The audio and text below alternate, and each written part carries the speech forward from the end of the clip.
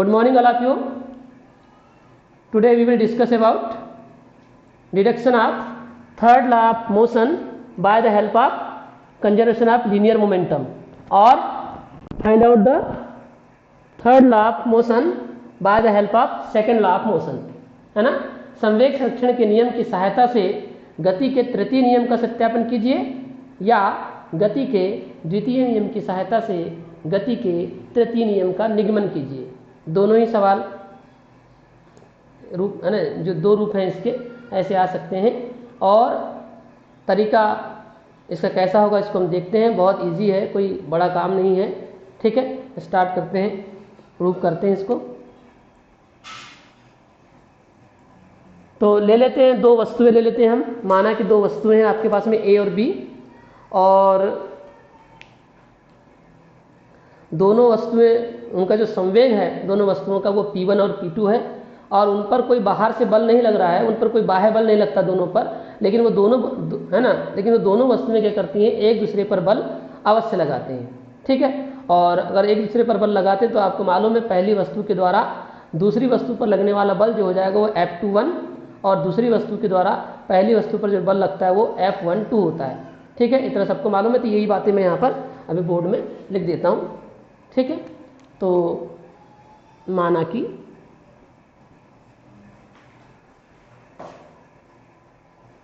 देखिए क्या लिखा हुआ है। माना कि दो वस्तुएं ए और बी, वस्तुओं ए और बी का प्रारंभिक संवेग P1 व P2 है। दोनों वस्तुओं पर कोई बाह्य बल नहीं लगाया जाता, परंतु वे एक दूसरे पर बल अवश्य लगाते हैं। माना कि पहली वस्तु द्वारा दूसरी वस्तु पर लगने वाला बल F21, तो लिखने का तरीका आपको मालूम है। जिस पर लगता है उसको पहले लिखते हैं, और जो बल लगाता है उसको बाद में लिखा जाता है।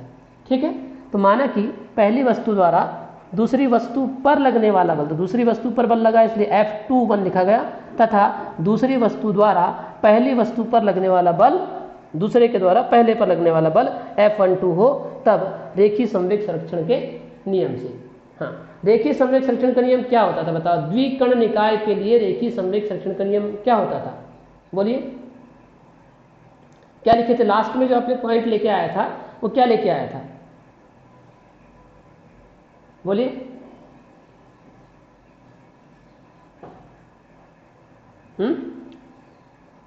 लास्ट में जो आपने पॉइंट लेके आया था ना, ये आया था कि लेके आपने P1 plus P2 is equal to नीतांक।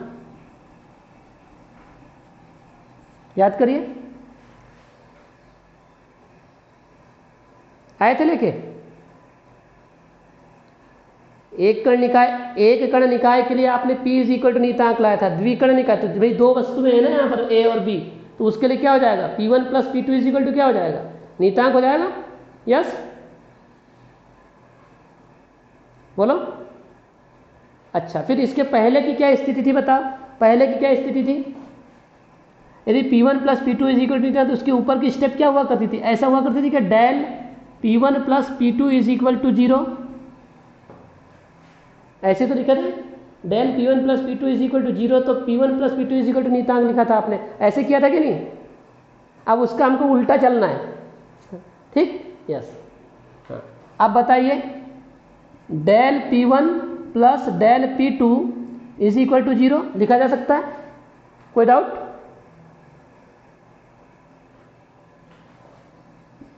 अब डेल P1, अब इसको पक्षांतर कर देंगे तो क्या हो जाएगा, माइनस डेल P2 हो जाएगा। यहां भी कोई दिक्कत नहीं है। अब दोनों पक्षों में क्या कर दो, दोनों पक्षों में डेल T का भाग दे दो, का भाग करने पर, ये भाग देने पर जैसा आपको लिखना है करिए। Del P1 upon del T is equal to minus del P2 upon del T। कोई दिक्कत इसमें, क्यों भाई है।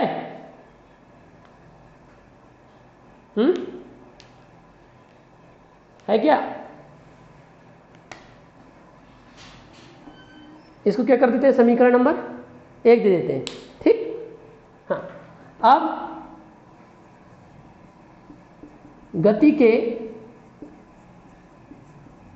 द्वितीय नियम से। देखो हमारा क्वेश्चन क्या है बताइए, क्वेश्चन क्या बोलता है, संवेग संरक्षण के नियम की सहायता से गति के तृतीय नियम का सत्यापन। तो देखो संवेग संरक्षण के नियम की सहायता से, तो संवेग संरक्षण का नियम लगा दिया कि हमने, देखिए संवेग संरक्षण के नियम से, देखिए संवेग संरक्षण के नियम से, ठीक, ये P1 plus P2 is equal to नियतांक। ओके, तो आपने ये वाला पहला क्वेश्चन हमारा हो गया, संवेग संरक्षण के नियम की सहायता से, मतलब संवेग संरक्षण का नियम लगा दिए। अब हमारा जो दूसरा लाइन है क्या है, गति के द्वितीय नियम की सहायता से गति के तृतीय नियम का सत्यापन। तो गति का द्वितीय नियम भी तो लगाएंगे। अब समझ में आ रही बात, दोनों नियमों का उपयोग कर रहे हैं, इसलिए हम इसको दो प्रकार से पढ़ते हैं, ये दो प्रकार से ये क्वेश्चन आता है, ऐसा बोलते हैं, ठीक है ना, यस और no?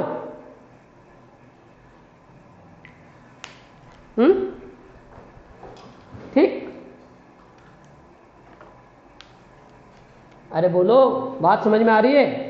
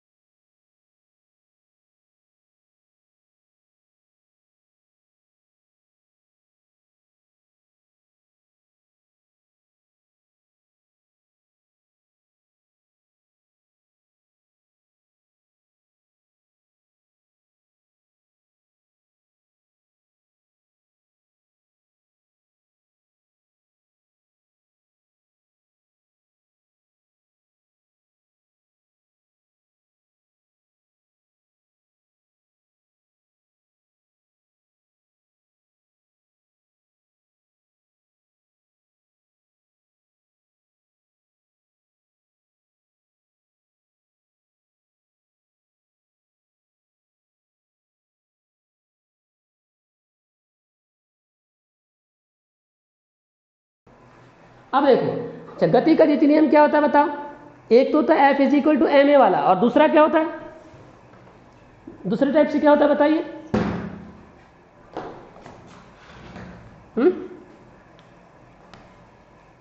F is equal to del P one upon F is equal to del P upon del T.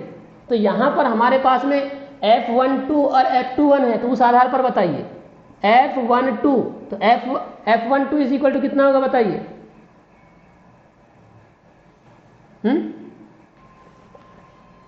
हाँ, तो भाई दूसरे के द्वारा पहले पर जिस पर बल लगेगा उसी के संवेग में परिवर्तन होगा, है ना? तो पहले पर बल लगा इसलिए संवेग में परिवर्तन पहले के, तो क्या हो जाएगा? Del P1 upon del T, तथा वैसे F21 निकालेंगे तो क्या होगा? डेल, अब दूसरे पहले के द्वारा दूसरे पर बल लगा, हाँ दूसरे पर बल लगा इसलिए संवेग में भी दूसरे के परिवर्तन del P2 upon del T हो जाएगा। और देखिए आप del P1 upon del T और del P2 upon del T को कहाँ रखिए? समीकरण नंबर 1 में। तो समीकरण 1 से मान रखिए del P1 upon del T का मान कितना है? F12 माइनस, और इसका मान कितना है? इसका मान कितना है? Del P2 upon del T का F21। तो मुझे बताइए ये क्या है? F12 is equal to minus F21, ये क्या है बताइए? ये गति के तृतीय नियम का गणितीय रूप है कि नहीं है? बोलो। हाँ, तो हमने क्या कर दिया? तो हमने सिद्ध कर दिया कि नहीं कर दिया? ये गति का तीसरा नियम है कि नहीं? तो यही गति का तृतीय नियम है।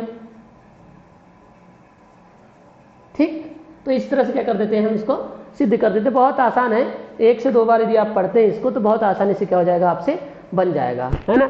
रेखीय संवेग संरक्षण का नियम लगाना है, P1 plus P2 is equal to नियतांक उल्ट, जैसा आप उस समय करते थे उसका बिल्कुल उल्टा लेकर चलना है। Del P1 plus del is equal to इतना आ गया, डेल टी का भाग दे दीजिए। समीकरण नंबर 1, गति के द्वितीय नियम का उपयोग करिए। F12 का मान कितना होता है, F2 का मान कितना होता है, और इन मानों को समीकरण नंबर 1 में रख दीजिए। F12 is equal to minus F21, और यही क्या है? गति का तृतीय नियम है। Clear that? ओके, तो ये हो गया आपका क्वेश्चन कंप्लीट।